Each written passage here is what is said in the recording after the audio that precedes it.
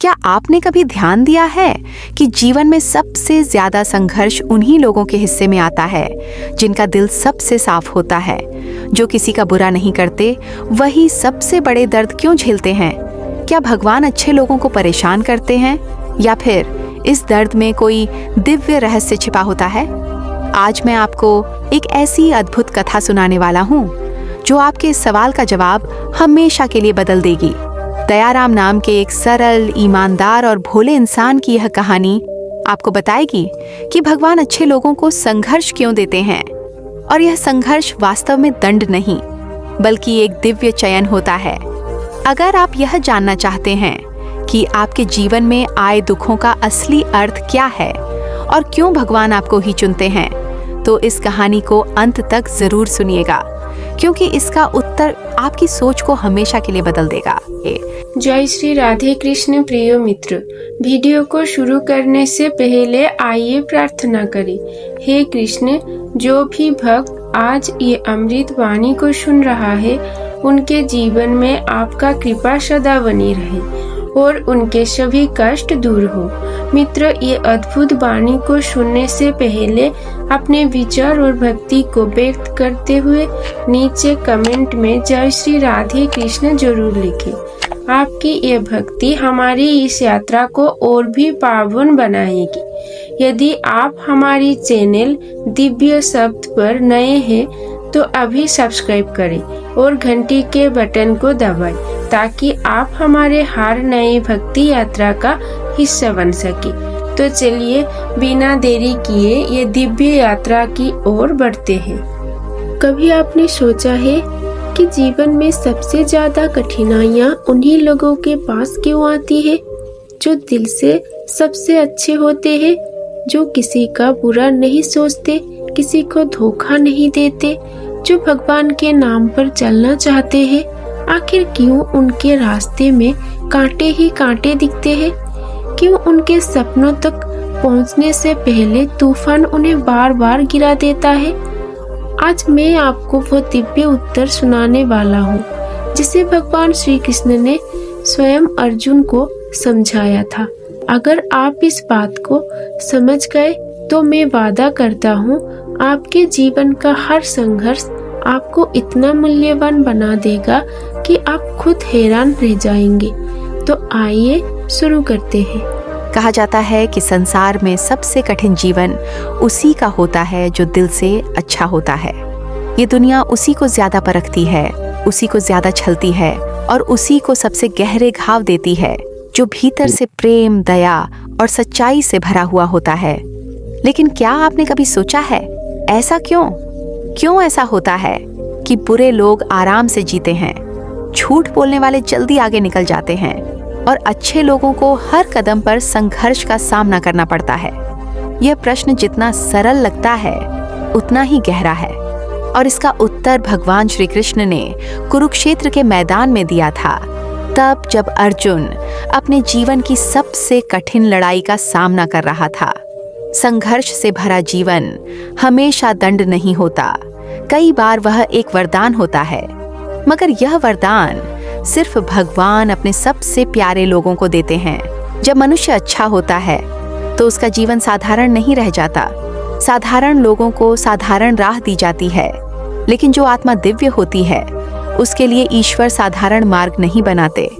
एक साधारण बीज को जैसी मिट्टी मिले वैसा वह बन जाता है, लेकिन अगर कोई बीज वटवृक्ष बनने की क्षमता रखता हो तो उसे साधारण धूप, साधारण पानी और साधारण हवा से नहीं पाला जाता। उसे आंधियों से लड़ना पड़ता है, धूप से जलना पड़ता है, अंधेरे में खुद को टिकाए रखना पड़ता है। वही संघर्ष उसे विशाल बनाता है। इसी प्रकार जो लोग अच्छे होते हैं उनकी आत्मा कमजोर नहीं होती, उनका हृदय कोमल होता है, पर उनकी आत्मा अत्यंत शक्तिशाली होती है, और ईश्वर उन्हें साधारण स्तर पर जीने के लिए नहीं भेजते। इसलिए उनकी हर पीड़ा, हर आंसू, हर संघर्ष उन्हें उनकी असली ऊंचाई तक पहुंचाने के लिए होता है। भगवान श्री कृष्ण ने कहा कि अच्छे लोगों के जीवन में संघर्ष इसलिए आता है क्योंकि उन्हें वह बनाया जा रहा होता है जो वे इस जन्म से पहले भी नहीं थे। अर्जुन ने भी यही प्रश्न किया था, प्रभो, जो सज्जन हैं ईमानदार हैं, सत्य एवं धर्म के मार्ग पर चलते हैं। उनके जीवन में इतना दुख क्यों उन्हें ही हर कदम पर परीक्षा देनी पड़ती है? तब श्री कृष्ण मुस्कुराए और बोले, अर्जुन, जो लोग मेरे प्रिय हैं उन्हें मैं संसार की भीड़ में कभी खोने नहीं देता। इसलिए मैं उनके मार्ग को कांटों से भर देता हूँ, ताकि वे उस रास्ते को छोड़कर कभी भटक न जाएं, जिस पर मैं उन्हें ले जाना चाहता हूँ। अच्छाई के साथ सबसे बड़ी समस्या यह है कि वह बिना तप के टिक नहीं पाती। सोने को निखारने के लिए आग चाहिए, चंदन को महकने के लिए घिसना पड़ता है और कमल को खिलने के लिए कीचड़ में रहना पड़ता है। इसी तरह अच्छे लोगों को चमकाने के लिए संघर्ष आवश्यक है। संघर्ष उनके भीतर के असत्य, आलस्य और भय को जलाकर राख कर देता है। जब आदमी संघर्ष से गुजरता है तभी वह सच में मजबूत बनता है। जब तक मेहनत का पसीना नहीं बहता तब तक सफलता का स्वाद भी कड़वा लगता है।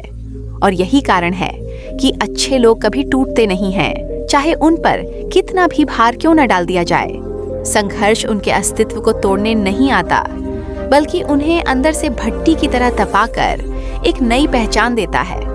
आपने अक्सर देखा होगा कि सबसे अच्छे लोग ही अपने परिवार में, अपनी नौकरी में, अपनी मित्रता में, अपनी रिश्तेदारी में सबसे ज्यादा त्याग देते हैं।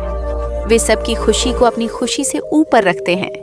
दूसरों की सहायता करना उनका स्वभाव होता है। वे किसी के लिए भी अपना समय और ऊर्जा देने से पीछे नहीं हटते, लेकिन उन्हें बदले में अक्सर कृतज्ञता नहीं मिलती, बल्कि धोखा मिलता है। कई बार उन्हें इस्तेमाल किया जाता है।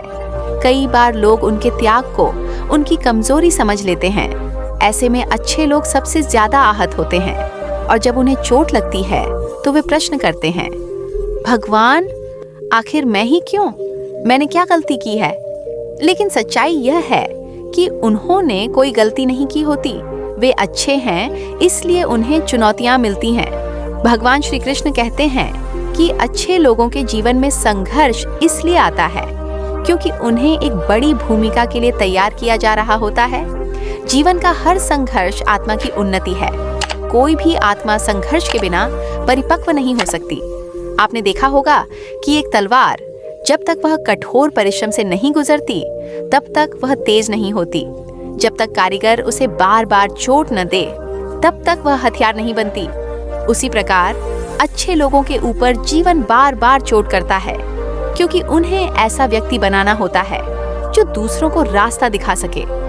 अच्छा इंसान कभी केवल अपने लिए अच्छा नहीं बनता, उसकी अच्छाई दुनिया को बदल सकती है। इसलिए उसके प्रशिक्षण का तरीका भी अलग होता है। कई बार संघर्ष उस आत्मा को याद दिलाने के लिए आता है कि वह कौन है। अच्छे लोगों का हृदय दयालु होता है, पर दयालुता के साथ अक्सर यह भ्रम हो जाता है कि सभी लोग भी अच्छे होंगे। संघर्ष इस भ्रम को तोड़ता है। संघर्ष यह सिखाता है कि हर किसी पर भरोसा करना मूर्खता है। संघर्ष यह बताता है कि दुनिया में हर मुस्कान सच्ची नहीं होती, हर हाथ आपकी सहायता के लिए आगे नहीं बढ़ता, और हर व्यक्ति आपकी नीयत को नहीं समझता। ईश्वर जब किसी अच्छे व्यक्ति को जीवन की कठोर सच्चाइयों से परिचित कराते हैं, तब वह व्यक्ति अधिक बुद्धिमान बन जाता है। दया और विवेक का मेल ही वह शक्ति है जो अच्छे लोगों को असाधारण बनाती है। दया अकेली मनुष्य को कमजोर बना देती है, पर दया के साथ विवेक जुड़ जाए तो मनुष्य अजेय हो जाता है। जब मनुष्य संघर्षों में होता है तब वह अपने भीतर की शक्ति पहचानना शुरू करता है। जितनी गहरी चोट उतना गहरा आत्मज्ञान, जितने कठिन दिन उतनी चमकदार रोशनी। भगवान कभी भी किसी को उनके सामर्थ्य से अधिक संघर्ष नहीं देते, बल्कि वे संघर्ष में शक्ति भी देते हैं। जो लोग अच्छे होते हैं वे हमेशा ईश्वर से जुड़े होते हैं, इसलिए उन्हें कभी टूटने नहीं दिया जाता। वे रो सकते हैं लेकिन हार नहीं सकते। वे गिर सकते हैं मगर रुक नहीं सकते। जो मार्ग उनका होता है वह कठिन अवश्य होता है, लेकिन वही मार्ग उन्हें दूसरों से अलग और श्रेष्ठ बनाता है। अच्छे लोगों पर संघर्ष इसलिए भी आता है क्योंकि उन्हें संसार की परीक्षा देनी होती है। दुनिया में अच्छाई अगर सबसे शक्तिशाली होती तो लोग बुराई को क्यों चुनते? अच्छाई की शक्ति तभी सिद्ध होती है जब वह कठिन परिस्थितियों में भी स्थिर रहती है। भगवान ऐसे लोगों को चुनते हैं जो कठिन परिस्थितियों में भी सच्चाई पर चलते रहें। ऐसे लोग ही दुनिया को दिशा देते हैं। दुनिया उन्हीं को याद रखती है जो तूफान में भी दीपक बनकर जलते हैं। अच्छे लोग वह दीपक होते हैं, और दीपक तभी उजाला देता है जब उसे हवा का सामना करना पड़ता है। कुरुक्षेत्र में श्री कृष्ण ने अर्जुन को समझाया था कि संघर्ष मनुष्य का शत्रु नहीं, उसका गुरु होता है। जिस तरह गुरु आपको आपके दोष बताते हैं, ठीक वैसे ही संघर्ष आपका डर, आपका भ्रम, आपकी कमजोरी सामने लाता है। ये कमजोरियों का नाश करता है। संघर्ष जितना अधिक होता है, आत्मा उतनी ही मुक्त होती जाती है। अच्छाई का रास्ता हमेशा कठिन इसलिए होता है क्योंकि वह आपको आपके वास्तविक स्वरूप तक ले जाता है।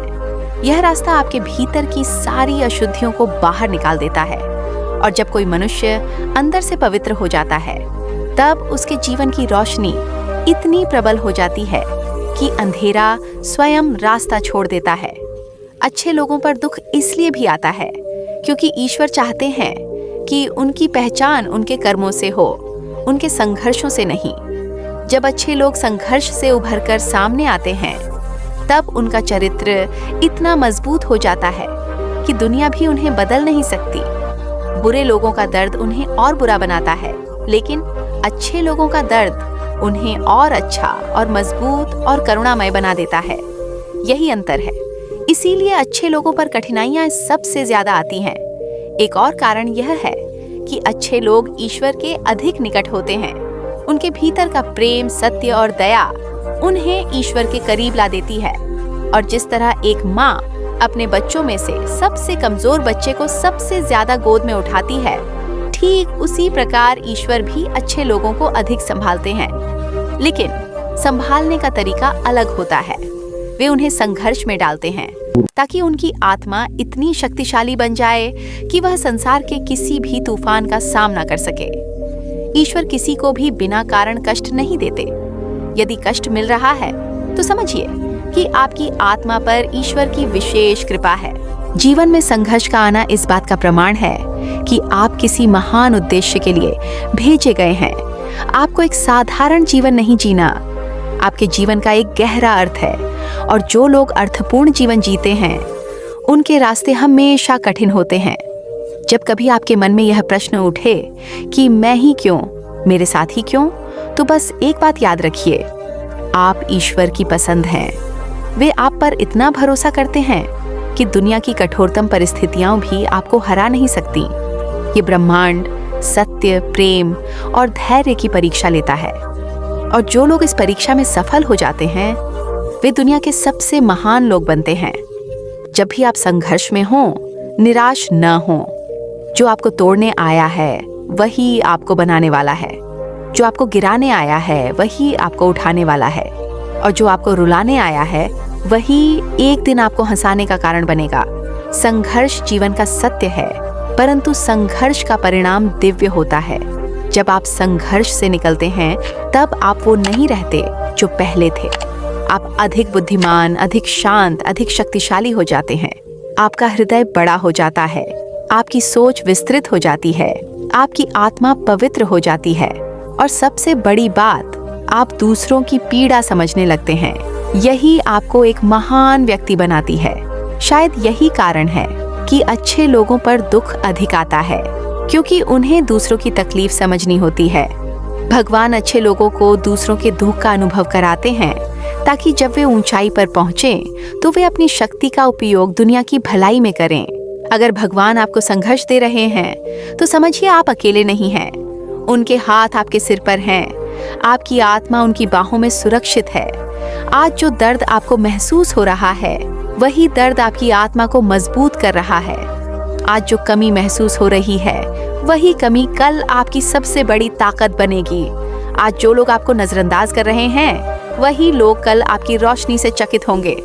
इसलिए अपने संघर्ष से मत डरिए, इस दर्द से मत भागिए, इसे अपनाइए। यह आपका दुश्मन नहीं, आपकी किस्मत को चमकाने वाला ईश्वरीय हथौड़ा है। अंत में श्री कृष्ण का एक वचन याद रखें, जिसे मैं अपना मान लेता हूँ, उसके मार्ग से मैं हर कमजोर सहारा छीन लेता हूँ, ताकि उसे छोड़कर वह केवल मुझ पर निर्भर रहे। और जब कोई मनुष्य मुझ पर निर्भर हो जाता है, तब मैं उसे वह बना देता हूँ जो वह स्वयं भी सोच नहीं सकता था। इसलिए जब संघर्ष आए तो समझिए कि भगवान आपके जीवन को नई दिशा दे रहे हैं, आपके भीतर एक नई शक्ति भर रहे हैं, आपको एक नया चरित्र दे रहे हैं और आपको वह बना रहे हैं जो दुनिया में असंभव लगता है। अच्छे लोगों के जीवन में संघर्ष आते हैं क्योंकि ईश्वर उन्हें महान बनाना चाहते हैं और महान बनने के लिए महान संघर्ष आवश्यक होता है। आप अकेले नहीं हैं, आपके साथ स्वयं श्री कृष्ण खड़े हैं। पहले आपने सुना कि आखिर संघर्ष अच्छे लोगों के जीवन में ही क्यों आता है, लेकिन आज मैं आपको उससे भी गहरा सत्य बताऊंगा। वह सत्य जो ये समझाता है कि संघर्ष केवल आपको मजबूत बनाने नहीं आता, बल्कि आपको आपका असली स्वरूप पहचानने आता है।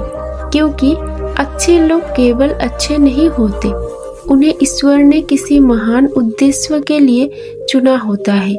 और जब भगवान किसी आत्मा को चुन लेते हैं तो फिर उसके जीवन में आने वाला हर संघर्ष दिव्य योजना का हिस्सा बन जाता है। संघर्ष का दूसरा पक्ष वह है जिसे लोग सबसे कम समझते हैं।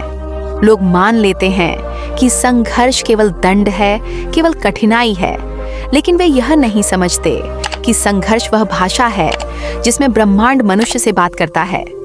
अच्छे लोगों के जीवन में संघर्ष इसलिए भी आता है ताकि वे अपने भीतर छिपी चेतना की उस परत से परिचित हो सके जो सामान्य लोग कभी नहीं जान पाते। जब जीवन सीधा चलता है बिना बाधा के, तब मनुष्य बाहरी दुनिया में खो जाता है।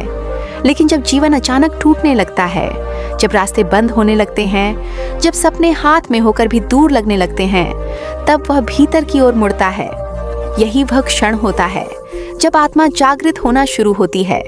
यही वह क्षण होता है जब ईश्वर मनुष्य से कहते हैं, अरे तुम खुद को केवल शरीर समझ रहे थे, तुम तो वह प्रकाश हो जिसे मैंने अपने हाथों से गढ़ा है। अच्छे लोगों के लिए संघर्ष एक दर्पण है जिसमें वे अपना असली मूल्य देखते हैं। जब तक मनुष्य कठिनाइयों से नहीं गुजरता, तब तक वह नहीं जानता कि उसकी आत्मा कितनी शक्तिशाली है। अच्छे लोगों में एक गुण होता है, वे जन्म से ही संवेदनशील होते हैं, कोमल होते हैं, दयालु होते हैं। लेकिन संवेदनशीलता का अर्थ यह नहीं कि वे कमजोर हैं। संवेदनशीलता का अर्थ यह है कि वे गहरे स्तर पर समझते हैं। उनके भीतर वह शक्ति है जो किसी भी अंधकार को प्रकाश में बदल सकती है। लेकिन यह शक्ति तभी प्रकट होती है जब जीवन उन्हें चुनौती देता है। जैसे बादल बरसते तो हैं, पर बिजली केवल तब चमकती है जब तूफान आता है। अच्छे लोग भी उसी बिजली की तरह हैं। भीतर उन्हें जो शक्ति दी गई है वह केवल तूफान में चमकती है। ईश्वर जानते हैं कि अच्छे लोगों के हृदय में प्रेम की क्षमता किसी सामान्य व्यक्ति से 10 गुना अधिक होती है। ये प्रेम ही उनकी सबसे बड़ी ताकत है। लेकिन यही प्रेम अगर बिना नियंत्रण के बढ़ जाए तो वह दुख का कारण भी बन सकता है। इसलिए जीवन उन्हें सिखाता है कि प्रेम और विवेक दोनों का संतुलन आवश्यक है।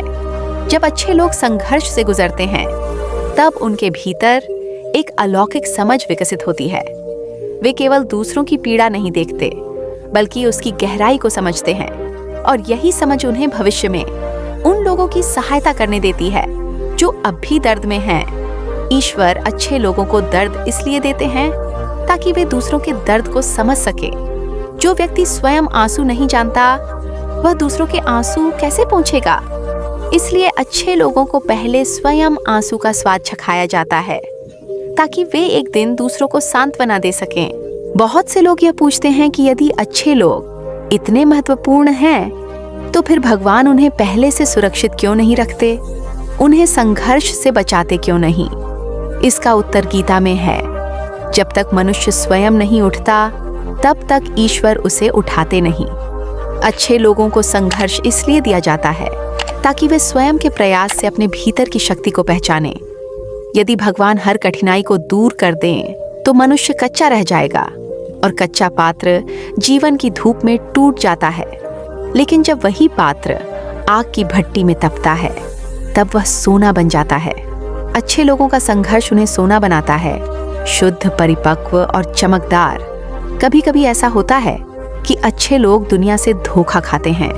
जिस पर सबसे अधिक भरोसा करते हैं वही उन्हें चोट पहुंचा देता है। जिनके लिए सबसे अधिक त्याग करते हैं वही लोग कठिन समय में साथ छोड़ देते हैं। ऐसे क्षणों में मनुष्य ईश्वर से शिकायत करता है, प्रभु मैंने तो किसी का बुरा नहीं किया, फिर मेरे साथ इतना बुरा क्यों? लेकिन यह शिकायत भी आत्मा को आगे ले जाती है, क्योंकि यही शिकायत धीरे धीरे ईश्वर से संवाद में बदल जाती है। जब मनुष्य सारी दुनिया से निराश होकर ईश्वर की ओर देखता है, तब उसे एहसास होता है कि सच्चा सहारा केवल ऊपर से मिलता है। लोग आते जाते रहेंगे, पर ईश्वर का हाथ कभी नहीं छूटता। अच्छे लोगों को संघर्ष इसलिए भी दिया जाता है ताकि वे स्वतंत्र रहना सीखें।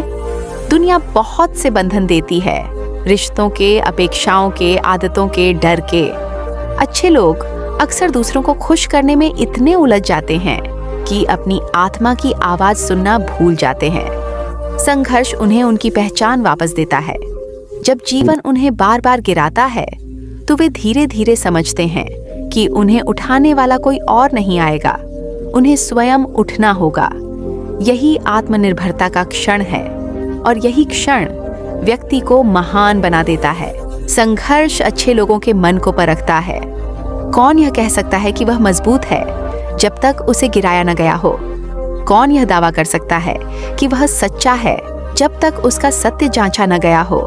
कौन यह जान सकता है कि उसकी आत्मा कितनी शक्तिशाली है जब तक उसे अंधेरा न दिखाया गया हो?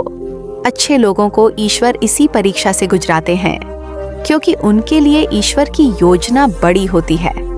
बड़े उद्देश्य छोटे संघर्षों में नहीं बनते।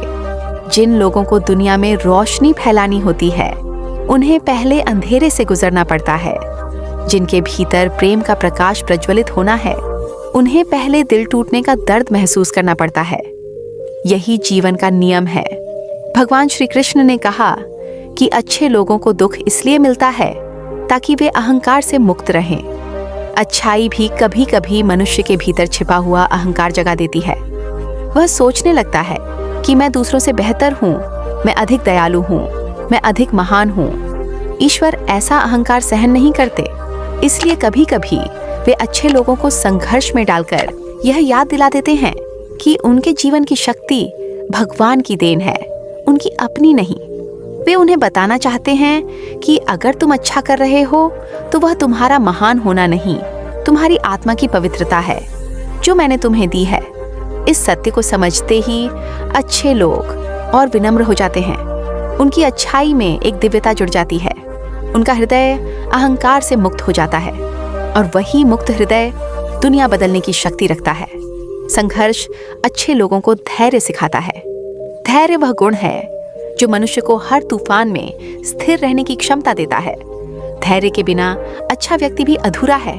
धैर्य के बिना अच्छाई जल्दी टूट जाती है। इसलिए अच्छे लोगों को धैर्य की कठोर परीक्षा से गुजरना पड़ता है।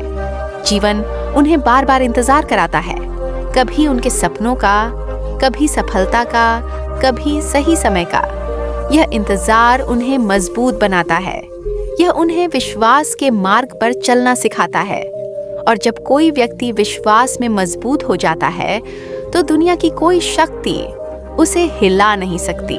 अच्छाई की सबसे बड़ी शक्ति यह है कि वह कभी हारती नहीं। अच्छे लोग चाहे कितनी भी चोट खाएं, वे फिर उठते हैं, और जब वे उठते हैं तो पहले से बड़े रूप में उठते हैं। संघर्ष उन्हें तोड़ता नहीं, बल्कि उनकी आत्मा को विस्तार देता है। उनका हृदय टूटने के बाद और बड़ा हो जाता है। वे और अधिक करुणामय, और अधिक सच्चे, और अधिक जागरूक हो जाते हैं। संघर्ष अच्छे लोगों के भीतर एक दिव्य ऊर्जा जगाता है जो उन्हें असाधारण बना देती है। जब ऐसे लोग दुनिया में आगे बढ़ते हैं तो उनका प्रभाव अनंत होता है। कभी कभी अच्छा व्यक्ति यह महसूस करता है कि उसकी दयालुता उसका नुकसान कर रही है, दुनिया उसकी अच्छाई का फायदा उठा रही है, लेकिन वह नहीं समझ पाता कि उसकी यह अच्छाई खोती नहीं, यह संचित होती है। हर अच्छा कर्म, हर अच्छा विचार, हर अच्छी भावना ब्रह्मांड में ऊर्जा के रूप में जुड़ती चली जाती है, और एक दिन वही ऊर्जा उसके जीवन में चमत्कार बनकर लौटती है। अच्छे लोग देर से जीतते हैं, पर हमेशा बड़ी जीत से जीतते हैं। उनकी जीत केवल उनकी नहीं होती, बल्कि उन सब की होती है जिन्हें उन्होंने रास्ते में छुआ है। अच्छे लोगों के संघर्ष जितना गहरा होता है, उनकी जीत उतनी ही दिव्य होती है। संघर्ष यह भी याद दिलाता है कि अच्छे लोग दूसरों के लिए बने हैं। ये जीवन उनका नहीं, किसी बड़े उद्देश्य का है। उनके अनुभव एक दिन किसी अन्य व्यक्ति को बचाएंगे। उनकी ताकत किसी कमजोर को सहारा देगी। उनकी बुद्धि किसी अंधेरे में डूबे व्यक्ति को रास्ता दिखाएगी। ये संसार केवल उन लोगों की वजह से चलता है जो कठिनाइयों से लड़कर भी प्रेम बांटने की क्षमता रखते हैं। ऐसे लोग ही ईश्वर के सच्चे दूत होते हैं। और अच्छे लोगों पर संघर्ष इसलिए आता है ताकि वे इस भूमिका को निभाने के योग्य बन सके। अच्छे लोगों का जीवन हमेशा साधारण नहीं होता। वे जन्म से ही अपने भीतर एक अलग तरह की रोशनी लेकर आते हैं। उनके चेहरे पर भले यह रोशनी न दिखे, पर उनकी आत्मा इसे पहचानती है। संघर्ष उसी रोशनी को बाहर निकालने का माध्यम है। एक दीपक यदि हमेशा ढका रहे तो उसकी लौ दिखाई नहीं देती। उसी तरह अच्छे लोगों की रोशनी तब तक प्रकट नहीं होती जब तक संघर्ष उन्हें जगाता नहीं। संघर्ष का उद्देश्य उन्हें तोड़ना नहीं, बल्कि उनकी चमक बढ़ाना है। कभी कभी अच्छे लोग अलग थलग पड़ जाते हैं। उन्हें लगता है कि कोई उन्हें समझ नहीं रहा। उनकी सोच, उनका दिल, उनकी नीयत, उनकी भावनाएं सब गलत समझी जा रही हैं। वे अकेले चलते हैं, अकेले रोते हैं, अकेले लड़ते हैं, पर यह अकेलापन उन्हें स्वयं की ओर वापस ले जाता है। जब आप अकेले होते हैं, तब आप अपनी आत्मा को सुनते हैं। इस संसार में ज्यादातर लोग दूसरों की आवाज में इतने उलझे होते हैं कि खुद की आवाज भूल जाते हैं। अच्छे लोगों को जब जीवन अकेला करता है, तब वे अपने भीतर की दिव्य आवाज सुनते हैं, और यही आवाज उन्हें उनके महान उद्देश्य की ओर ले जाती है। ईश्वर अच्छे लोगों को कभी जल्दी नहीं बनाते। वे जानते हैं कि जल्दी बनने वाली चीजें जल्दी टूट जाती हैं। अच्छे लोगों को धीरे धीरे बनाया जाता है, संघर्षों के माध्यम से गढ़ा जाता है। हर संघर्ष उनके चरित्र में एक नई परत जोड़ता है। हर आंसू उन्हें और पवित्र करता है। हर कठिनाई उन्हें और धैर्यवान बनाती है। जब वे अपने जीवन के शिखर पर पहुंचते हैं, तब वे इतने संपूर्ण हो चुके होते हैं कि दुनिया की कोई शक्ति उन्हें गिरा नहीं सकती। हर संघर्ष के पीछे एक संदेश होता है। हर दर्द के पीछे एक सीख होती है। अच्छे लोग जब इस संदेश को समझ लेते हैं, तब वे जीवन की ऊंचाइयों को बेहद शांत मन से स्वीकार करते हैं। वे जानते हैं कि कठिनाइयां उनका दुश्मन नहीं थीं, वे उनकी शक्ति थीं। इस समझ के बाद उनका जीवन अटूट विश्वास से भर जाता है। वे अजेय बन जाते हैं, और अंत में यही सत्य है। अच्छे लोगों के जीवन में संघर्ष इसलिए आता है क्योंकि उनके भीतर प्रकाश है, और प्रकाश को हमेशा अंधकार चुनौती देता है। लेकिन याद रखें, अंधकार कभी प्रकाश को हरा नहीं सकता, क्योंकि प्रकाश एक दीपक नहीं, वह एक दिव्य शक्ति है, और अच्छे लोग उसी शक्ति का स्वरूप हैं। इस पूरी दिव्य कथा का सार यही है कि अच्छे लोगों के जीवन में संघर्ष कभी सजा नहीं होता, बल्कि ईश्वर का एक अत्यंत गहरा और पवित्र आशीर्वाद होता है। हर आंसू जो एक अच्छा व्यक्ति बहाता है, वह केवल दुख का प्रतीक नहीं होता, बल्कि उसकी आत्मा के भीतर पनप रही वह रोशनी है, जिसे केवल चुनिंदा आत्माएं ही धारण कर सकती है। पूरे जीवन में अच्छे लोग भले ही खुद को अकेला समझ लें, पर वे वास्तव में कभी अकेले नहीं होते, क्योंकि उनकी हर सांस, हर पीड़ा, हर टूटन के पीछे ईश्वर का अदृश्य हाथ काम कर रहा होता है, जो उन्हें उनके वास्तविक स्वरूप की ओर ले जा रहा होता है। दुनिया चाहे उन्हें गलत समझे, उनका फायदा उठाए या उन्हें कमजोर समझे, लेकिन ईश्वर उन्हें हमेशा अपनी सर्वोच्च दृष्टि से देखता है और जानता है कि ये आत्माएं अभी भी उसी पवित्रता को अपने भीतर संजोए हुए हैं, जो उन्हें जन्म जन्मांतरों से विशेष बनाती आई है। इस कथा में यह स्पष्ट हो गया कि संघर्ष केवल बाहरी दुनिया से युद्ध नहीं है, बल्कि वह मनुष्य की आत्मा को भीतर से गढ़ने का वह दिव्य हथौड़ा है, जो उसे साधारण मनुष्यों की भीड़ से निकालकर एक ऐसा व्यक्तित्व बना देता है जो स्वयं अंधकार को चीरकर आगे बढ़ने की क्षमता रखता है। अच्छा व्यक्ति कभी संघर्ष से नहीं टूटता, वह टूटकर भी अपनी प्रकाशमान प्रकृति से और अधिक चमकदार हो जाता है, क्योंकि अच्छाई का मूल स्वभाव ही यही है। वह दब सकती है, थक सकती है, रो सकती है, लेकिन हारती कभी नहीं। अच्छाई की जड़ें ईश्वर के हृदय में होती हैं, और जो चीज ईश्वर के हृदय से निकली है उसे मनुष्य का अंधकार कभी नष्ट नहीं कर सकता। इस कथा का मूल संदेश यह है कि अच्छे लोगों का दर्द व्यर्थ नहीं जाता। जीवन में आने वाला हर उतार चढ़ाव उन्हें किसी महान उद्देश्य के लिए तैयार करता है। कोई भी अच्छा मनुष्य आसान परिस्थितियों में महापुरुष नहीं बनता। हर महान आत्मा को पहले पीड़ा, धोखे, अकेलेपन और संघर्ष की आग में तपना पड़ता है। इसी तपन से वह स्वरूप धारण करता है जिसे देखकर दुनिया कहती है कि यह व्यक्ति ईश्वर का भेजा हुआ है। और सच भी यही है। ईश्वर जिस आत्मा को दुनिया में रोशनी फैलाने के लिए चुनते हैं, उसे पहले अंधकार के सबसे गहरे भाग में ले जाते हैं। यही कारण है कि अच्छे लोग जितना अधिक दर्द सहते हैं, उतना ही अधिक उनके भीतर प्रेम, करुणा, धैर्य और समझ का जन्म होता है, जो आगे चलकर न जाने कितने लोगों के जीवन की दिशा बदल देता है। इस कथा में हम यह भी समझ गए कि अच्छे लोगों को संघर्ष इसलिए भी दिया जाता है ताकि वे अपने भीतर छिपे हुए उस अहंकार को त्याग सकें जिसके आने का उन्हें स्वयं भी पता नहीं चलता। ईश्वर अपने प्रियजन के भीतर अहंकार को स्थान नहीं देते, इसलिए वे उन्हें कठिन परिस्थितियों में डालते हैं ताकि वे यह समझ सकें कि वे जो भी हैं, जो भी कर पा रहे हैं, वह उनकी अपनी शक्ति नहीं बल्कि ईश्वर की कृपा का परिणाम है। यह समझ उन्हें और अधिक विनम्र और अधिक शांत और अधिक आध्यात्मिक बना देती है। ऐसे लोग फिर कभी दूसरों को दुख नहीं पहुंचाते क्योंकि वे जानते हैं कि दर्द कैसा होता है। वे केवल प्रेम बांटते हैं, केवल रोशनी देते हैं, केवल मार्गदर्शन करते हैं, और यही उन्हें ईश्वर के सबसे निकट ले जाता है।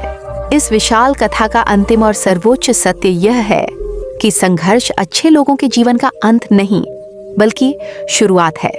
संघर्ष वह द्वार है जिसके पार वह व्यक्ति खड़ा होता है जिसे खुद ईश्वर अपनी सेना में चुनते हैं। अच्छे लोग जन्म से ही अलग होते हैं, पर वे स्वयं इस सत्य को स्वीकारते नहीं।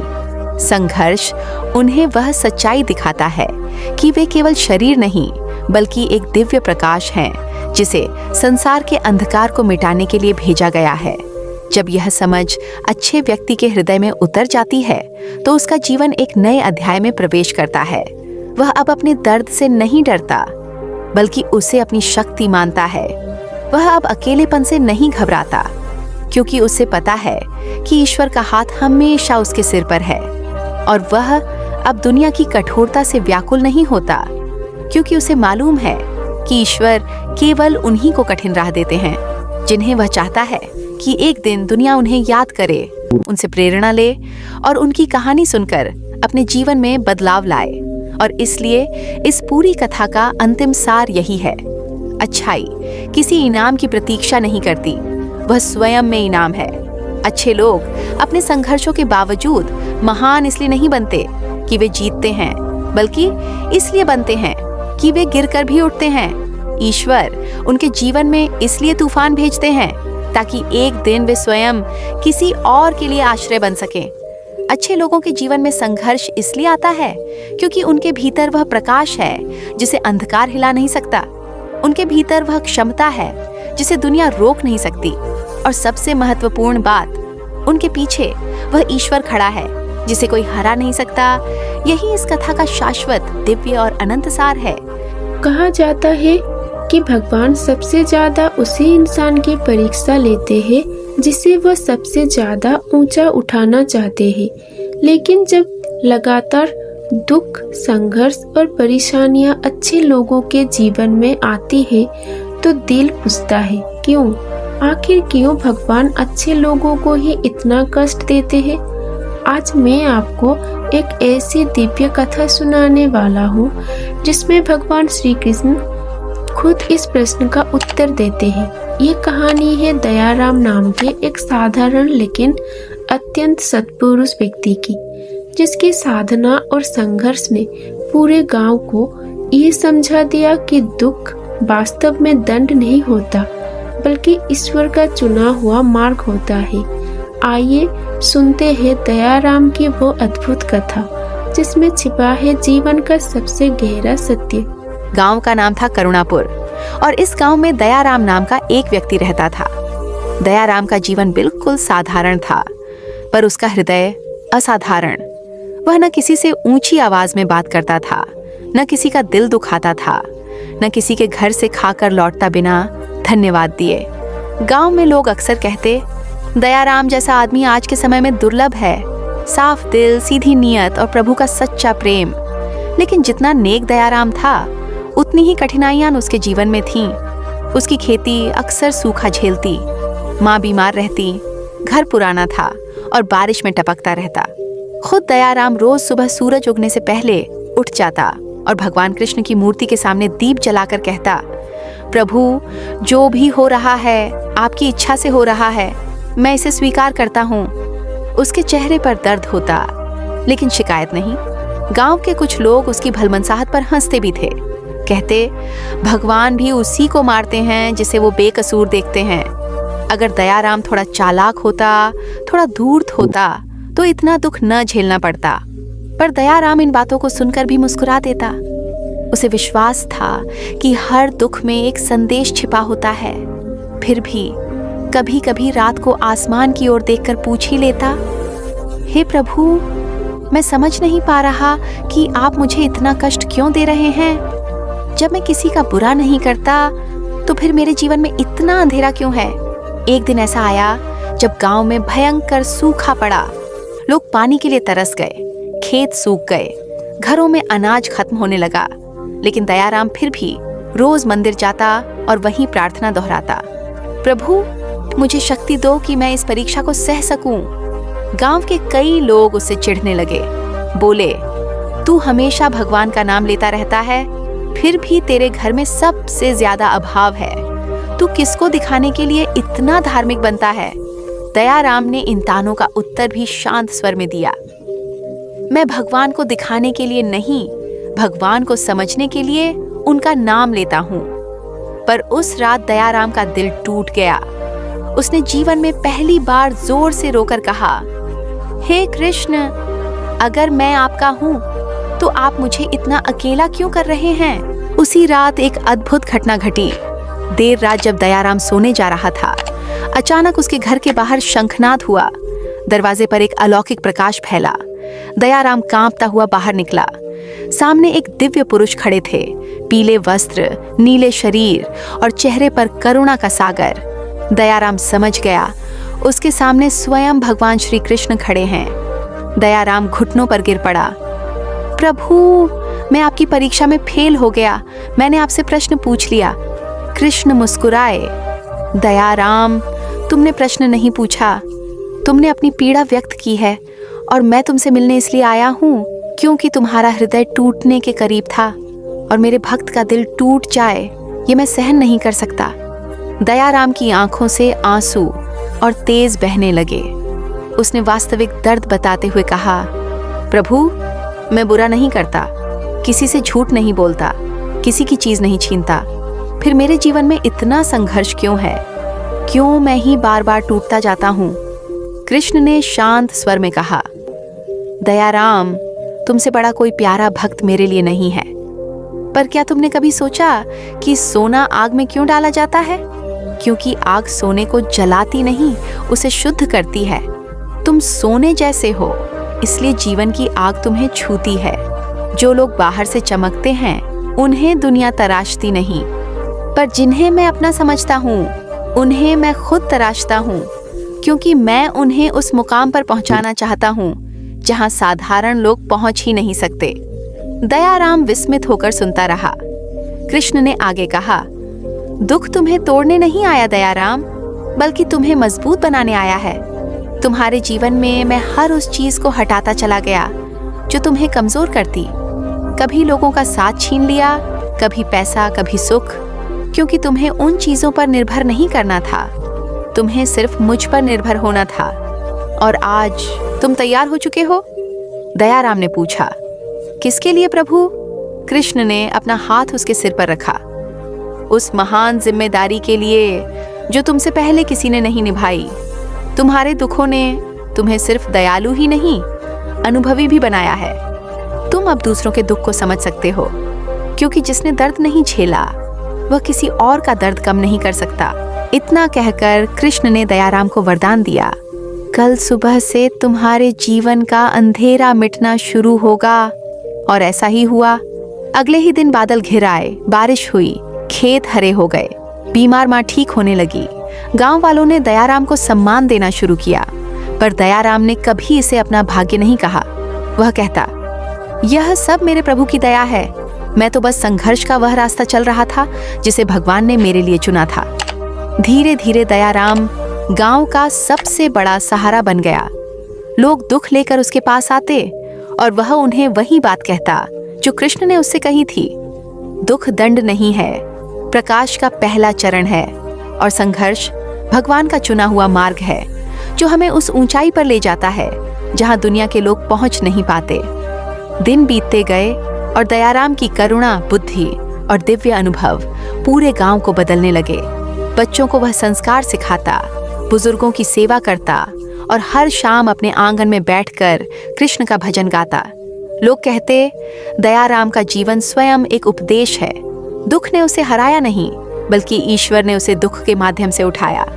अंत में दयाराम स्वयं कहता था, अगर कृष्ण मेरे जीवन में संघर्ष न देते तो शायद मैं कृष्ण को महसूस ही नहीं कर पाता। कहा जाता है कि संघर्ष हर किसी के जीवन में आता है, लेकिन क्या आपने कभी सोचा है कि सबसे ज्यादा संघर्ष हमेशा अच्छे लोगों के जीवन में ही क्यों आता है? क्यों वो लोग जो किसी का बुरा नहीं करते, जो दिल से दयालु होते हैं, जिनके मन में छल कपट तक नहीं होता, उन्हीं को सबसे कठिन राहें क्यों मिलती है?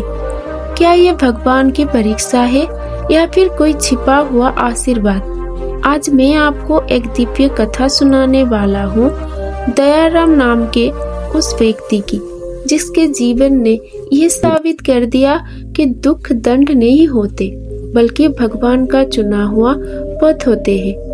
एक ऐसा पथ जो इंसान को गिराने नहीं, बल्कि उसे जीवन की उस ऊंचाई तक ले जाने के लिए बताया जाता है, जहां सामान्य लोग पहुंच ही नहीं सकते। दयाराम अब करुणापुर के लोगों के लिए सिर्फ एक आम किसान नहीं रहा था। उसके जीवन में जो परिवर्तन आया था, उस परिवर्तन ने पूरे गांव को बदल दिया था। बारिश के बाद जब जमीन ने पहली बार हरियाली ओढ़ी, तो लोगों को लगा कि प्रकृति ने खुद दयाराम के आंगन से आशीर्वाद लिया है। खेतों में ताजगी थी, हवा में एक नई खुशबू और दयाराम के चेहरे पर एक गहरी शांति। लोग अक्सर उसके पास बैठकर पूछते कि उसके दुखों का अंत कैसे हुआ, और दयाराम सिर्फ मुस्कुरा कर कहता कि दुख का अंत तब होता है जब इंसान समझ जाता है कि दुख उसका दुश्मन नहीं है। दयाराम की माँ कई महीनों से बीमार थीं, लेकिन बारिश के बाद उनके स्वास्थ्य में भी अद्भुत सुधार होने लगा। वह रोज शाम को आंगन में बैठकर तुलसी के पास दीप जलाती और कहती कि उन्होंने तो जीवन में कई बार दुख देखा है, पर दयाराम जितना अडिग, जितना धैर्यवान और जितना भगवान पर विश्वास रखने वाला व्यक्ति उन्होंने कभी नहीं देखा। वह कहती कि ईश्वर ऐसे लोगों को ही अपने अनुभव देते हैं जो उनके अनुभवों को समझने का सामर्थ्य रखते हैं। माँ कभी कभी चुपचाप दयाराम के सिर पर हाथ फेरती और कहती कि बेटे, तूने कभी किसी से आवाज नहीं उठाई, कभी किसी में अंतर नहीं देखा। यही वजह है कि भगवान ने तुझे अपनी दिव्यता दिखाने योग्य समझा। गांव के बच्चे भी अब दयाराम से सीखने लगे थे। वह उन्हें पुराने पेड़ के नीचे बिठाकर कहानियां सुनाता और हर कहानी के पीछे एक आध्यात्मिक संदेश छिपा होता। बच्चे उसे दयाराम चाचा कहकर बुलाते और उसकी हर बात को बड़े ध्यान से सुनते। पर दयाराम कभी अपने अनुभवों को अपना नहीं कहता था। वह कहता कि जो कुछ उसने जाना वह सब कृष्ण की कृपा से जाना। यह उसके भीतर की विनम्रता थी जिसने उसे और ऊंचा कर दिया था। एक शाम गांव में अचानक हलचल मच गई। नदी का जलस्तर बढ़ रहा था, पहाड़ों से पानी तेजी से बहने लगा था और गांव के लोग डर गए थे कि कहीं बाढ़ न आ जाए।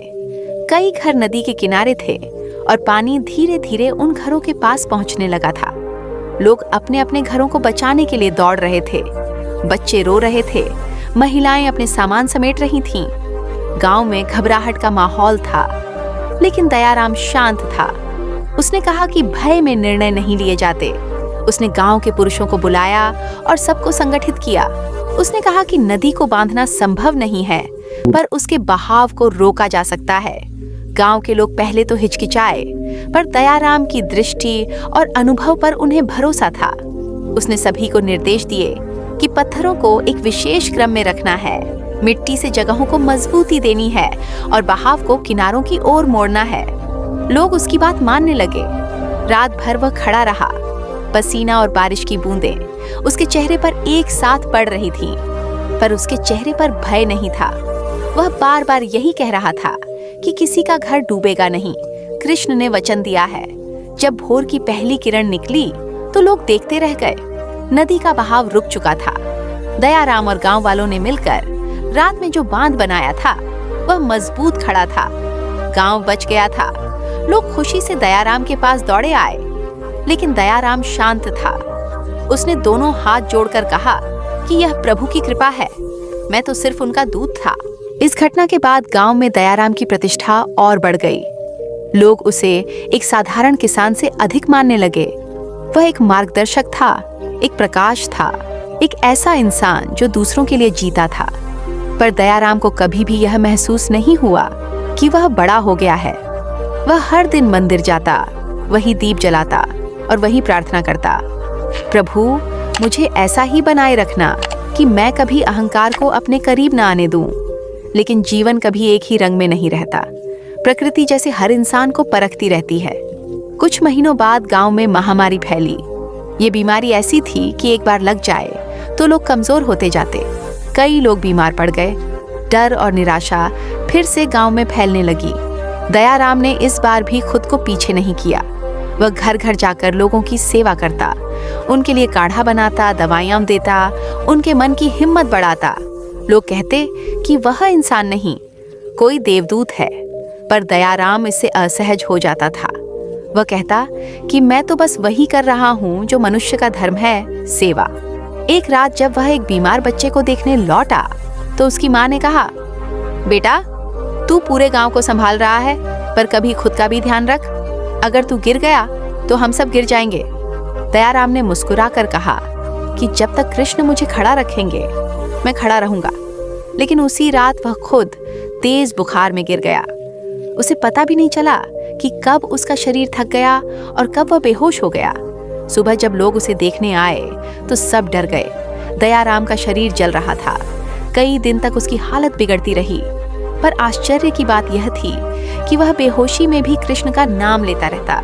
कभी हौले से मुस्कुरा देता जैसे कोई उसे आश्वासन दे रहा हो। 5वें दिन उसकी हालत इतनी बिगड़ गई कि लोगों को डर लगने लगा कि कहीं दयाराम भी इस महामारी की भेंट न चढ़ जाए। पूरे गांव ने उसके आंगन में दीप जलाए। बच्चे रो रहे थे, बुजुर्ग उसकी सेवा कर रहे थे और तमाम लोग कृष्ण से केवल एक ही प्रार्थना कर रहे थे, दयाराम को बचा लो प्रभु। और फिर वही हुआ जो असंभव लगता था। 6ठे दिन रात के समय दयाराम की सांसें शांत हो गईं। उसका शरीर बिल्कुल स्थिर था। लोग समझ गए कि वह बच नहीं पाएगा। पूरी रात गांव का वातावरण भारी रहा। कोई सो न सका। लेकिन जब सूरज निकला तो दयाराम ने पहली बार आंखें खोली। उसका शरीर स्वस्थ होने लगा। उसकी सांसें भरपूर हो गईं। वह उठकर बैठ गया और फिर उसने ऐसी बात कही जो पूरे गांव की आत्मा को झकझोर गई। उसने कहा कि रात के अंधेरे में जब उसे लगा कि वह शरीर से मुक्त हो जाएगा, तभी उसके सामने वही प्रकाश फैला जो पहली बार कृष्ण के आने पर फैला था। उसने देखा कि प्रभु उसके सामने खड़े हैं। उन्होंने कहा, दयाराम, तुम परिश्रम, सेवा, समर्पण, करुणा और धैर्य का वह रूप हो जिसे हमने इस पृथ्वी पर उदाहरण बनने के लिए भेजा। तुम्हारी यात्रा अभी समाप्त नहीं हुई। तुम्हें अभी बहुत लोगों का दर्द समझना है, बहुतों को राह दिखानी है। तुम गिरोगे नहीं, क्योंकि यह संसार अभी तुम्हारी जरूरत में है। कृष्ण ने उसके माथे को स्पर्श किया और कहा, उठो दयाराम, तुम्हारे दुखों का चरण पूरा हुआ। अब तुम्हें प्रकाश देना है, साहस देना है और अपनी अनुभव यात्रा दुनिया को बतानी है। दयाराम की आंखों से आंसू बह निकले। वह कहता रहा कि उसे जीवन का नया अर्थ मिला है। इसके बाद उसकी बीमारी धीरे धीरे ठीक हो गई। गांव ने इसे चमत्कार कहा, पर दयाराम ने इसे आशीर्वाद कहा। महामारी का खत्म होना और दयाराम का खड़ा हो जाना गांव के लोगों के विश्वास को मजबूत कर गया। लोग कहते थे कि दयाराम का जीवन हम सबके लिए एक उदाहरण है कि ईश्वर किसी को यूं ही संघर्ष नहीं देते। वह चुनते हैं, तराशते हैं और फिर उसे समाज के सामने प्रकाश बनाकर खड़ा करते हैं। धीरे धीरे दयाराम की ख्याति दूर दूर तक फैलने लगी। लोग उसे बुलाकर कठिनाइयों का समाधान पूछने लगे। कुछ लोग उसे साधु मानने लगे, पर दयाराम हमेशा कहता था कि मैं साधु नहीं हूँ, मैं सिर्फ एक इंसान हूँ जिसे ईश्वर ने सीखने के लिए दुख और बांटने के लिए करुणा दी है। वह कहता था कि दुख इसलिए दिए जाते हैं ताकि इंसान जान सके कि वह कितना मजबूत है। दुख इसलिए आते हैं ताकि इंसान अहंकार से दूर होकर ईश्वर के साथ जुड़ सके। दुख इसलिए दिए जाते हैं ताकि इंसान दूसरों का दर्द समझ सके। और सबसे बड़ा कारण यह है कि दुख इंसान की आत्मा को शुद्ध करते हैं, जैसे सोना आग में शुद्ध होता है। दयाराम का जीवन चलता रहा, लेकिन अब हर रोज वह एक नए व्यक्ति को हिम्मत देता, एक नए घर को आश्वासन देता, एक नई आत्मा को प्रकाश देता। उसके जीवन में संघर्ष कम नहीं हुए, पर अब उनमें दर्द नहीं था, क्योंकि अब वह समझ चुका था कि संघर्ष दंड नहीं बल्कि आशीर्वाद है। कई वर्षों बाद जब दयाराम बूढ़ा हो गया, तब भी उसकी आंखों में वही चमक थी जो कृष्ण के दर्शन के दिन दिखाई दी थी। एक दिन शाम को जब सूरज ढल रहा था, उसने बच्चों को पास बुलाया और कहा कि जीवन का सबसे बड़ा सत्य यह है कि ईश्वर अच्छे लोगों को दुख इसलिए नहीं देते कि वे कमजोर हैं, बल्कि इसलिए देते हैं कि वे मजबूत बन सकें। दुख भगवान की ओर से दिया हुआ वह दीपक है जो इंसान के भीतर का अंधेरा मिटाता है। सबसे प्यारे भक्तों को भगवान सबसे कठिन राह देते हैं, क्योंकि उन्हें पता होता है कि वे गिरेंगे नहीं बल्कि दुनिया को उठाएंगे। दयाराम की कथा एक व्यक्ति की कथा भर नहीं रही, बल्कि वह उस सत्य का प्रमाण बन गई कि संघर्ष उन्हीं के जीवन में आता है जिन्हें भगवान अपने सबसे करीब रखते हैं, क्योंकि जो कठिन रास्ते पर चलता है वही ऊंचे पहाड़ की चोटी पर पहुंचता है। इस पूरी कथा का सार यह है कि दयाराम का जीवन हमें यह गहरा सत्य समझा देता है कि अच्छे लोगों के जीवन में आने वाला संघर्ष कोई सजा नहीं, कोई बुरा कर्म का फल नहीं, कोई दुर्भाग्य नहीं, बल्कि ईश्वर का वह दिव्य आशीर्वाद है जो केवल कुछ ही चुनिंदा आत्माओं को प्राप्त होता है। दयाराम ने जीवन में जितना दर्द देखा, जितने अपमान सहन किए, जितनी ठोकरें खाईं, जितनी कठिनाइयां झेलीं, वह सब उसके विनाश के लिए नहीं थीं, बल्कि उसे उस मुकाम तक पहुंचाने के लिए थीं जहां वह स्वयं प्रकाश बन जाए। दयाराम ने अपने जीवन के हर अंधेरे में एक ही चीज को थामा, अपनी अच्छाई। जब गांव ने उसे तिरस्कृत किया, वह चुप रहा। जब मौसम ने उसकी मेहनत को नष्ट किया, वह टूटकर भी खड़ा रहा। जब बीमारी ने उसे गिराया, वह बेहोशी में भी कृष्ण का नाम लेता रहा।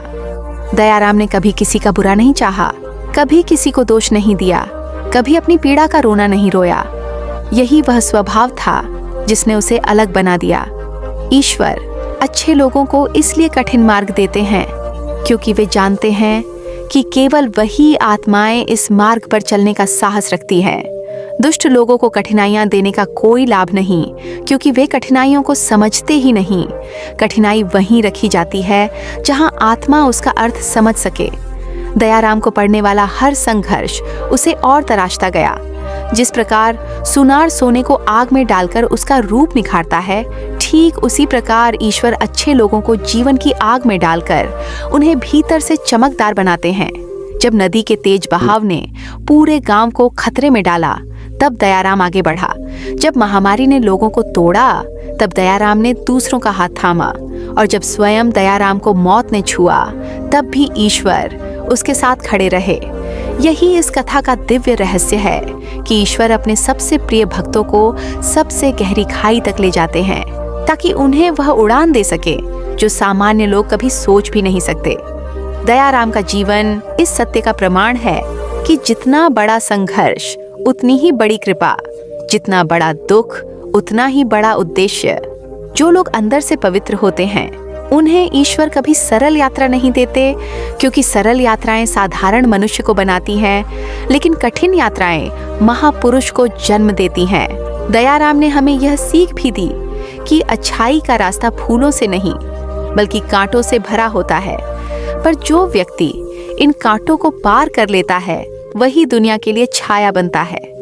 कहानी में दयाराम कभी अपने दुखों से नहीं घबराया, बल्कि उसने उन्हें स्वीकार किया, क्योंकि उसे भीतर से पता था कि हर परीक्षा उसके अंदर किसी नई शक्ति का जन्म करा रही है।